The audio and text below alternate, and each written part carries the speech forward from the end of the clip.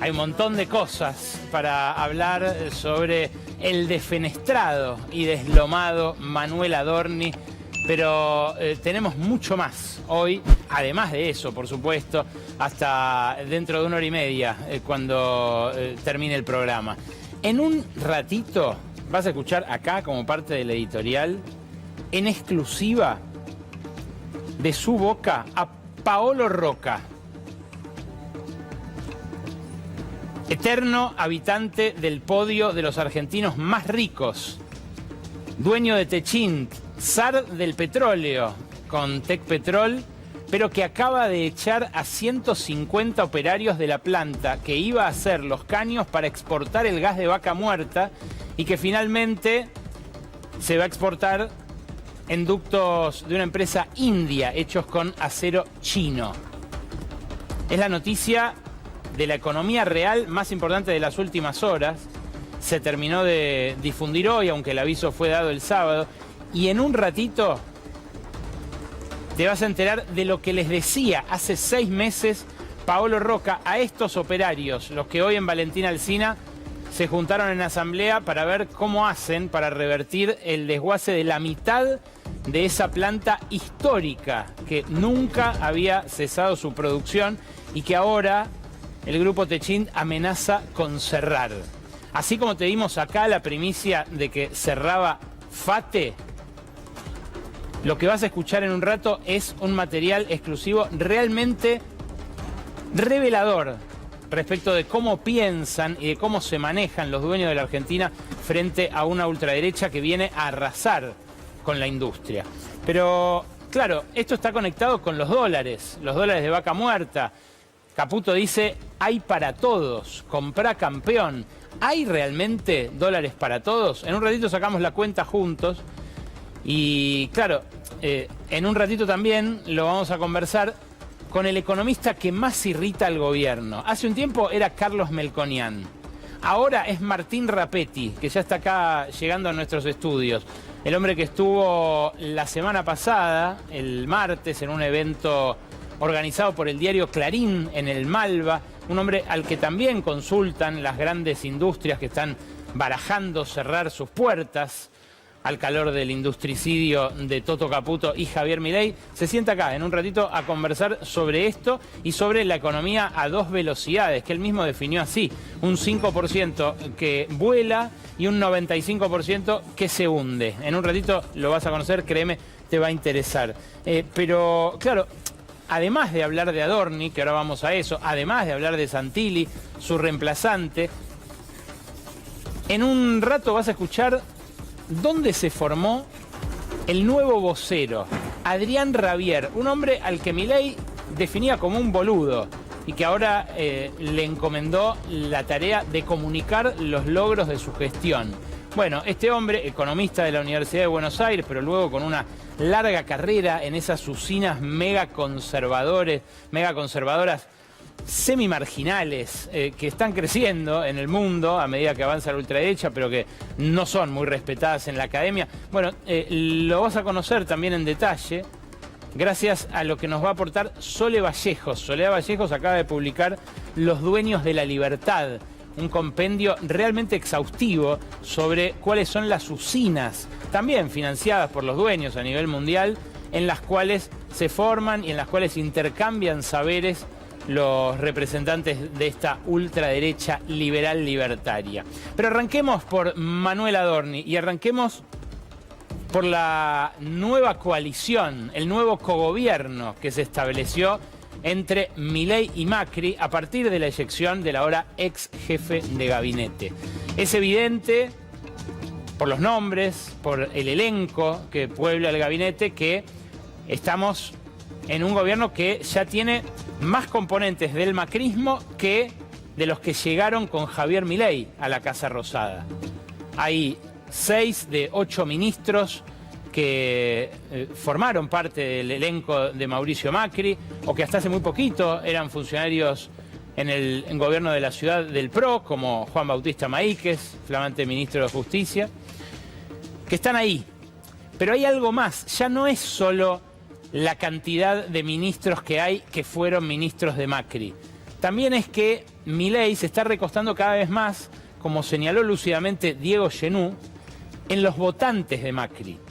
Ya no es solo su gabinete el que se parece al macrista, es también el electorado que le queda el que se parece al macrista, y por eso esa relación ya de mutua necesidad en la cual Milei no le puede decir a todo que no a un hombre que se frota las manos y que habla impúdicamente con el jefe de gabinete de ministros minutos antes de que entre a verlo a Milei a la Casa Rosada. Claro, la pregunta es si puede mutar esto de macrismo sin Macri a mileísmo sin Milei.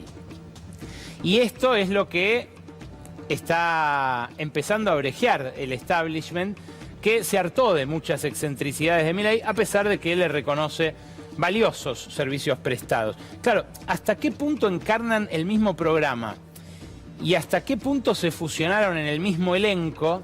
Es lo que habrá que establecer en las próximas horas. Mientras tanto, anoche Milei con Luis Majul le aclaraba a este establishment: mirá que yo logré lo que él no, lo que ni las dictaduras lograron. Escúchalo. Siendo Manuel Adorni jefe de gabinete, logramos sacar inocencia fiscal, el acuerdo Unión Europea-Mercosur, acabamos de resolver el tema de los holdouts, sacamos modernización laboral, sacamos inocencia fiscal, sacamos la ley de glaciares, hicimos la baja de la ley de imputabilidad. ¿Cómo? Digamos, son cosas que ni gobiernos militares lograron hacer.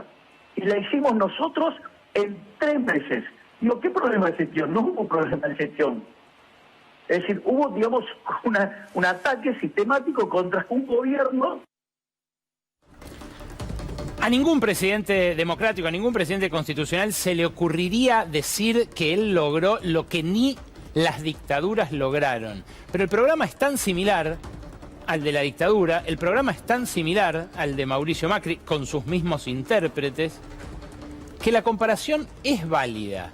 Y lo loco es que esto que Milei se ufana de haber logrado es lo mismo que le reconoce el propio Macri el viernes en un acto del PRO, en el mismo acto donde emplazó a Milei a echarlo a Adorni este mismo fin de semana. Escúchalo. Entonces, ante tanto ruido, yo quiero decir que el PRO no cambió de opinión.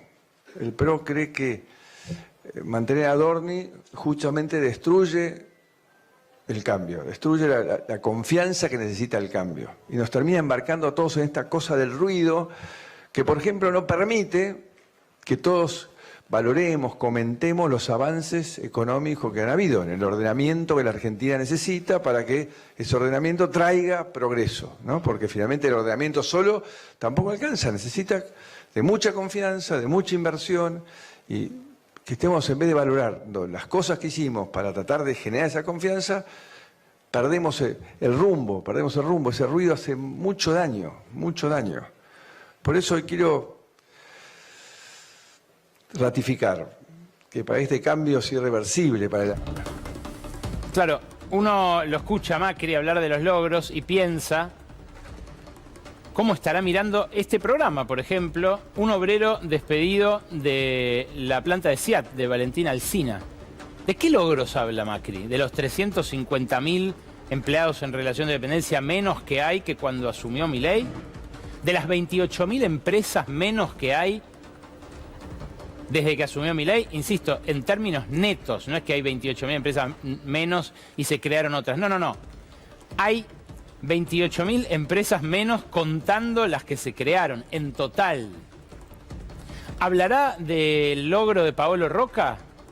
¿De deshacerse de esos 150 operarios con lo que costó formarlos? No solo a él, también a los anteriores dueños de esa planta de tubos. Claro, es algo que evidentemente comparten esos logros de los cuales uno y otro se ufana, de los cuales uno y otro pretende erigirse en el padre, arrogarse la paternidad. Claro, Macri se refiere seguramente a la baja del riesgo país, se refiere a que la inflación se morigeró respecto de la pesadilla del final del peronismo, pero no habla de los costos. Y los costos, bueno, no los menciona ni uno ni otro. Macri habla además en primera persona. en primera persona del plural, pero en primera persona al fin. Y dice lo que hicimos, lo que logramos, lo que sostenemos. Es imposible no recordar aquel sincericidio de Macri cuando dijo: es una fuerza política fácilmente infiltrable. Es una agrupación inmadura. Claro, uno podría decir que Diego Santilli como jefe de gabinete, que Federico Sturzenegger como ministro de Desregulación, que Luis Caputo como ministro de Economía, que Alejandra Monteoliva como ministra de Seguridad, que Juan Bautista Maíquez, que Pablo Quirno, el canciller, que son todos infiltrados de Macri. Y en rigor de verdad no lo son. Cada uno de ellos fue protagonizando su metamorfosis de la derecha hacia la ultraderecha. Pero es innegable que hay un cogobierno, que todo lo último que logró Milei, eso de lo que sacaba pecho en el primero de los audios, que es realmente pasmoso escuchar uno al lado del otro, bueno, que todo eso lo lograron juntos, cogobernando, prestándole Macri los votos para convertir esto en ley, cada uno de estos elementos en el Congreso desde finales del año pasado. Habría que sumar al presidente del Banco Central también, que también fue funcionario de Macri y que ahora el propio Macri pretende que le voten el pliego para que se mantenga en un eventual gobierno como un caballo de Troya de estas ideas, de este proyecto, de estos logros. Claro, un socio inseparable de Diego Santilli, el flamante jefe de gabinete, es Cristian Ritondo, que sigue siendo el jefe de la bancada del PRO en diputados. Así definió este momento Ritondo y de esta manera dijo que se va a comportar Macri, su todavía jefe político. Escúchalo.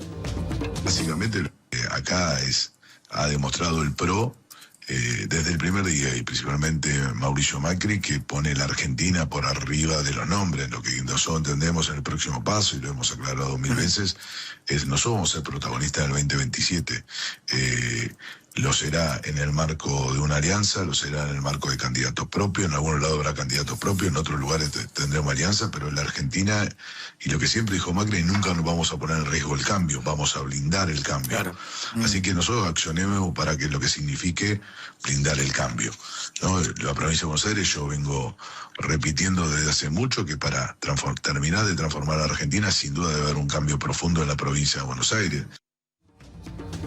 La provincia de Buenos Aires es el territorio que esta dupla política inquebrantable, la dupla Santilli-Ritondo, quieren volver a conquistar. El territorio donde con María Eugenia Vidal pisaron fuerte, pero del cual fueron desalojados por Axel Kicillof cuando, precisamente Vidal perdió aquellas elecciones en pleno hundimiento de Mauricio Macri. Claro, lo notable es que ellos dos, Ritondo y Santilli, son dos exponentes, diría yo, la personificación prácticamente de esa casta que Mauricio Macri había incluido y que Milei criticaba en campaña y que decía que venía a desterrar. Mirá qué sonriente se lo ve al Colo en aquel momento junto a Sergio Massa. No, pará en la de Massa porque lo quiero mostrar, junto a Ramón Palito Ortega y a Sergio Massa en aquella campaña a finales de los 90, cuando un Massa llegado hacía poco de la UCD al peronismo, compartía con él una campaña perdidosa. Pero claro, hubo muchos Santillis después. El Santilli de Graciela Ocaña, creo que veíamos recién.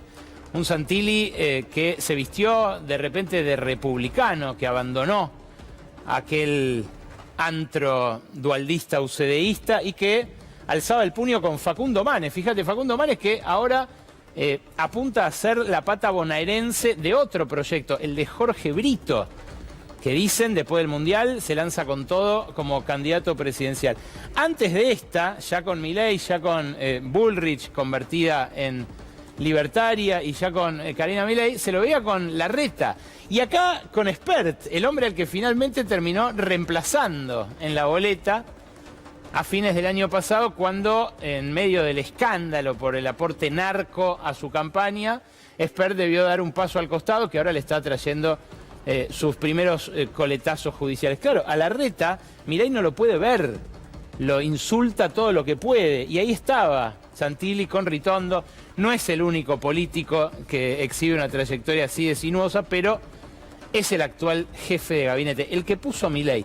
Y tiene una hoja de ruta ahora Santilli, que no está claro si es la hoja de ruta de Macri, la de Milei o directamente la de los dueños de la Argentina, pero que incluye, bueno, una nutrida agenda parlamentaria, a la cual va a resultar seguramente muy útil su inseparable Cristian Ritondo, un hombre que seguramente no podría exhibirse así como se exhibe Santilli hoy, porque también tiene que dar explicaciones sobre más de 35 propiedades, un par de ellas sin declarar, que encontró Emilia Delfino y que publicó en el diario AR en Miami a nombre de una sociedad offshore.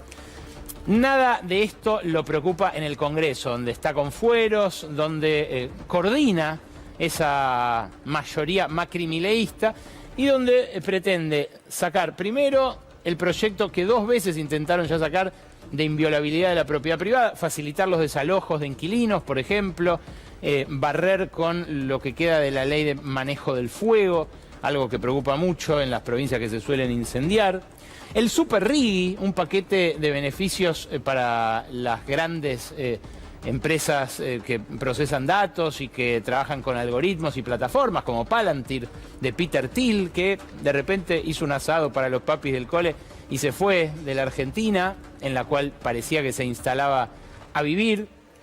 La ley de sociedades, con la cual Federico Sturzenegger apunta a darle personería a las empresas no humanas, dirigidas íntegramente por inteligencias artificiales. La derogación del etiquetado frontal a pedido de las grandes usinas alimentarias y en contra de lo que recomiendan, por ejemplo, los cardiólogos de la Sociedad Argentina de Cardiología. La modificación de la ley de salud mental. La eliminación de los subsidios del gas a los usuarios de zonas frías. La reforma electoral con la eliminación de las PASO. Lo que incluye también la reforma electoral respecto de hacer ilimitado el financiamiento por parte de las grandes empresas a los partidos políticos, algo que ya hoy ocurre pero en negro, que ocurriría ahora de manera abierta y a través del sistema financiero. Bueno, un montón de leyes, de modificaciones de leyes, de cambios regulatorios, normativos, que ahora Santilli va a tener a su cargo concretar. Pero insisto, la agenda no está del todo claro si ya le pertenece a Milei, si le pertenece a Macri o si le pertenece a ese círculo rojo que busca blindar eso que ni la dictadura había podido conseguir y que lo beneficia abiertamente. Por ejemplo, a Paolo Rocca. Hoy José Villa, delegado de los trabajadores de esta planta, de Tenaris, una planta en la cual se hicieron los caños para el gasoducto Néstor Kirchner, el que trajo el gas de Vaca Muerta y que revirtió la importación tan cara de gas que se hizo durante tanto tiempo. Los caños para la duplicación luego de ese caudal de gas, para la reversión del gasoducto norte que traía gas de Bolivia y que ahora lleva gas argentino hacia el norte y potencialmente para exportar a Brasil. Bueno, José Villa, luego del anuncio de este fin de semana de la chique a la mitad de esa planta, me decía lo siguiente. Le planteo al señor Paolo Rocca, porque sí que le hacen llegar todo y parece que tu programa lo escucha mucho, que nosotros queremos seguir trabajando. Él apenas ganó el gobierno Milei en un asado de fin de año, le dijo a todos los compañeros de la fábrica, le dijo, ahora va a venir una cultura del trabajo. Yo sinceramente no participé de ese asado, yo la cultura del trabajo la aprendí de mi padre, pero él lo dijo delante de todo. ¿Y qué es la cultura del trabajo? Descartar a los trabajadores ante la primera adversidad. Para la planta sí, pero no para todo el grupo Techín y todo el grupo, tanto Tenaris como Ternium. Nosotros lo que estamos planteando es trabajar y vamos a hacer todo lo necesario para que esa negociación, esa mesa de negociación, llegue a buen puerto, porque queremos una solución favorable a los compañeros. Esto decía hoy José Villa y, claro, esa declaración de Rocca a la que aludía exponía la euforia que tenía el dueño de Techint cuando Milei accedió al poder. Una euforia que compartía con sus obreros, que compartía con sus gerentes, con sus ingenieros. Yo accedí también al contenido del discurso que dio apenas ganó Milei, antes de que asumiera, que hizo pública también en varios discursos a lo largo del primer año de la gestión, el año del gran reseteo, aquel 2024 de tanta penuria para tanta gente, para tantos empleados estatales que perdieron sus empleos, para los jubilados que fueron tan severamente recortados, para los discapacitados que también sufrieron ese recorte. Pero claro, en diciembre del año pasado, ya habiendo transcurrido todo 2025, Roca ya había advertido que este plan tenía como objetivo destruir la base industrial de la Argentina. Y entonces amenazó, en una nota que publicó en simultáneo el diario Clarín, el diario Perfil, información que hicieron trascender a los periodistas especializados, amenazó con cerrar esta planta, cuyo achique a la mitad anunció este fin de semana, en caso de que no ganara la licitación para fabricar los caños de acero del gasoducto de Southern Energy, el consorcio que encabezan los Bulgeroni, rivales históricos de los Techint, con la multinacional Golar y en menor medida con la participación también de YPF. Esto que se publicó el 8 de diciembre fue una amenaza al gobierno de Milei y a los que estaban llevando adelante ese gasoducto, con los que, insisto, había rivalizado en 1000 ocasiones en compulsas de precios, licitaciones y demás. Después de esta advertencia, Roca va a la planta de Valentín Alsina, comparte un asado con muchos de los mismos operarios que este fin de semana, 6 meses después, echó. Y les dice lo que vas a escuchar ahora en exclusiva. Les dice, en primer lugar, que Vaca Muerta y que la expansión de la energía en la Argentina como motor del crecimiento los iba a tener a ellos, a los operarios que hacen ductos para exportar gas, en un lugar privilegiado. Este es el lugar para estar, les dijo Roca a sus operarios el sábado 13 de diciembre del año pasado. Material exclusivo, escucha. Argentina necesita desarrollar Vaca Muerta, necesita hacer inversiones en energía sin ninguna duda. Entonces las oportunidades están. Estamos en un sector, CIET en particular, está donde tenemos que estar para poder contribuir, como hicimos con los gasoductos que producimos, con lo que vemos ahora duplicar, podemos contribuir a la transformación del país. El país tiene un eje de crecimiento sobre la energía. Era el lugar donde había que estar en diciembre, repito, hace 6 meses. Y escuchá además a lo que se compromete Roca ante los obreros. Es un esfuerzo compartido. A nosotros nos toca la responsabilidad de explicar al gobierno la importancia de tener contenido local, de hacer que las cosas se produzcan en Argentina. La capacidad de convencer a todos, desde el presidente Milei hasta todo el equipo del gobierno, de la importancia de dar prioridad al mercado nacional. Al mismo tiempo tenemos que bajar nuestro precio, que es lo que estamos haciendo, porque tenemos que competir como podemos. Nunca vamos a llegar a los valores que puede meter sobre la mesa China en este momento, pero tenemos que acompañar bajando. También está en ustedes, en la calidad, en la productividad, en la capacidad de hacer en la forma más eficiente que podemos estos productos. ¿Qué primará en la cabeza de Paolo Roca? ¿Los beneficios que está obteniendo como productor y exportador de gas de la mano de las inversiones que hizo, por ejemplo, en el gran yacimiento de Fortín de Piedra sobre la roca de Vaca Muerta, o el achique que está sufriendo la nave insignia de su familia históricamente en la Argentina de los años 40, la producción de acero en el fin del mundo que, bueno, tantas veces los hizo enorgullecerse y que ahora parecen dispuestos a pagar? Digo porque, así como dimos acá la primicia de que cerraba FATE, ya están por dejar de fabricarse neumáticos en la Argentina. ¿Qué va a pasar con Aluar si los hermanos Neus, amigos de Santiago Caputo, se quedan con Futaleufú? ¿Cómo va a obtener esa energía eléctrica indispensable para producir aluminio Javier Madanes Quintanilla, que está escondido abajo de una roca desde que cerró FATE?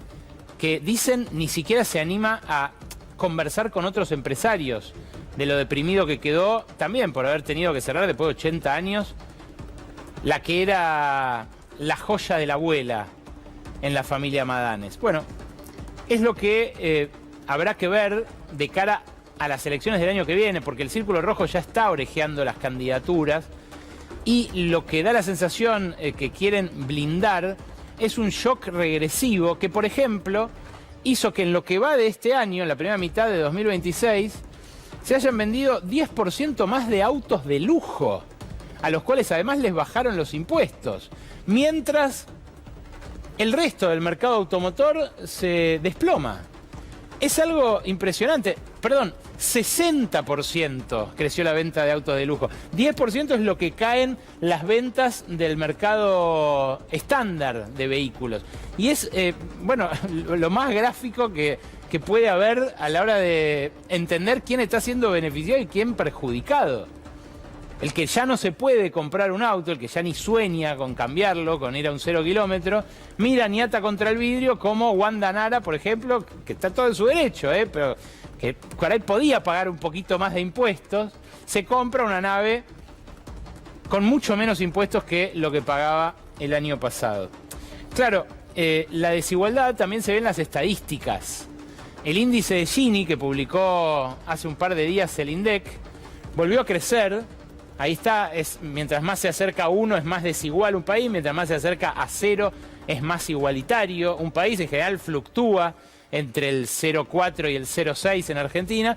Y fíjate cómo llegó a un nuevo récord desde la gran desigualación que se produjo con la devaluación inicial de Caputo y Milei. Aumentó de 13 a 15 veces la brecha entre lo que percibe el 10% más rico y el 10% más pobre. Y la noticia es que se frenó además la mejora que se venía dando, paulatina, pero mejor al fin, en algunos indicadores como la pobreza. Esto es lo que surge de las últimas mediciones de ingresos del INDEC. Fíjate, los ingresos reales de ocupados y asalariados quedaron estancados en valores reales del tercer trimestre del 25. Eso significa que se estancaron en un nivel 16% más bajo que hace una década. Lo vamos a hablar con Rapetti en instantes, pero el mapa de la Argentina se tiñe de rojo cuando uno mira la actividad. Ahí está, salvo Río Negro, salvo Neuquén, salvo alguna provincia cordillerana como San Juan, está todo en rojo la comparación entre lo que tenían como actividad económica en el 23 y lo que tuvieron el año pasado. Pero mirá el empleo, porque vos me decís, bueno, si por lo menos creciera el empleo registrado a lo loco en esas provincias cordilleranas y en Vaca Muerta, bueno, pero no, solo en Neuquén aumenta un 6% el empleo. En todas las demás el rojo es más profundo y en las que estaban verde en actividad están amarillo a la hora de hablar del empleo. Claro, lo que no aumentan son los buenos puestos de trabajo, al revés, caen, y lo que tampoco se recupera son los salarios. Por eso mostrábamos la semana pasada cómo se divorcian la masa salarial de la actividad económica. Hoy salió el estimador mensual de actividad económica de abril.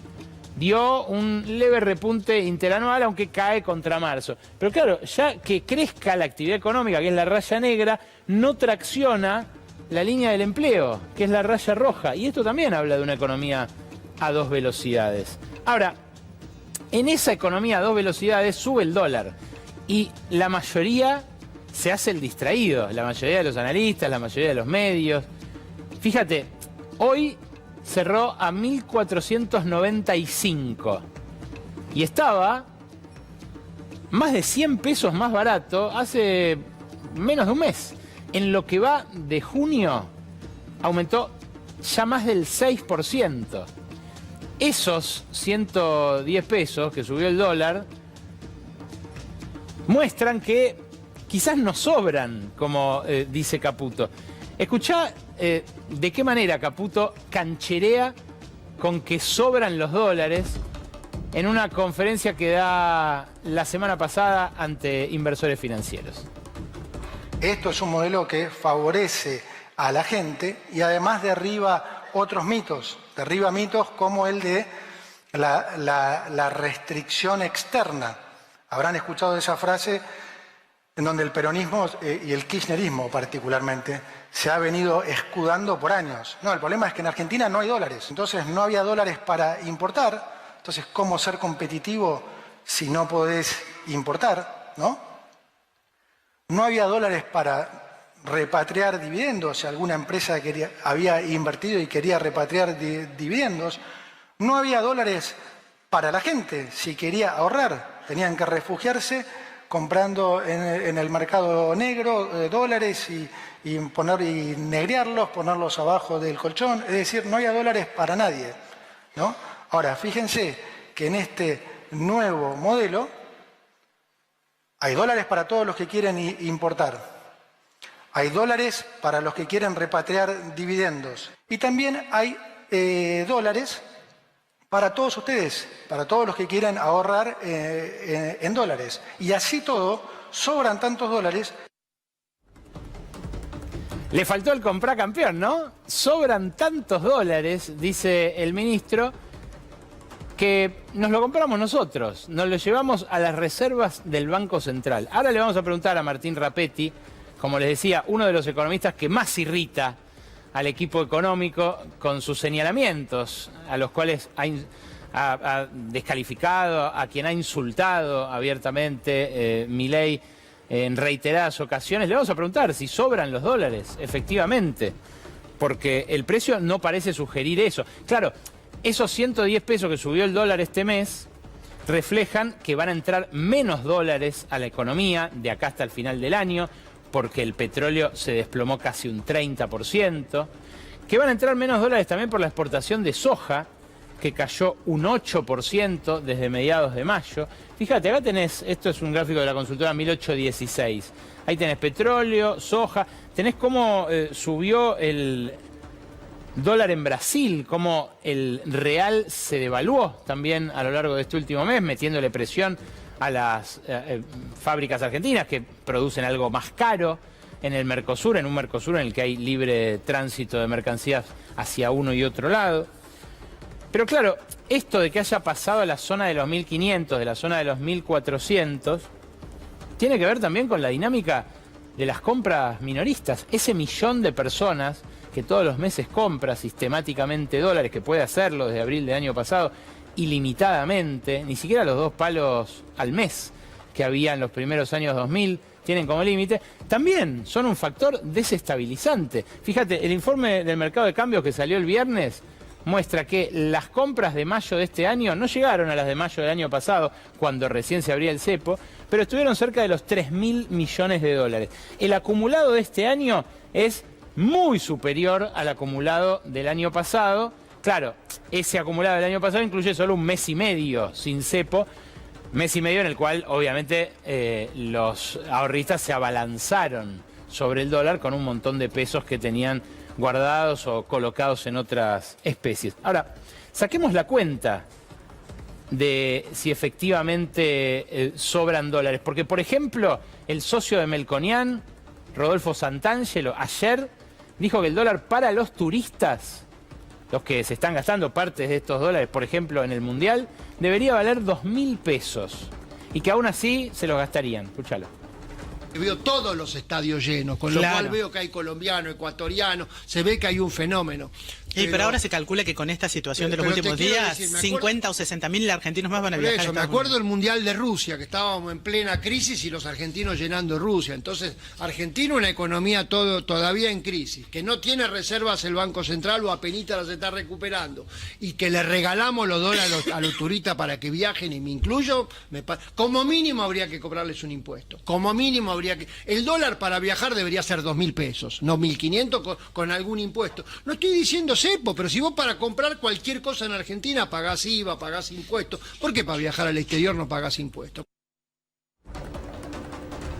Es una buena pregunta, sobre todo si esa liberación, si ese tax free para quienes viajan al exterior, implica un costo para el resto de la sociedad, obviamente. Claro, lo que podemos hacer es sacar la cuenta.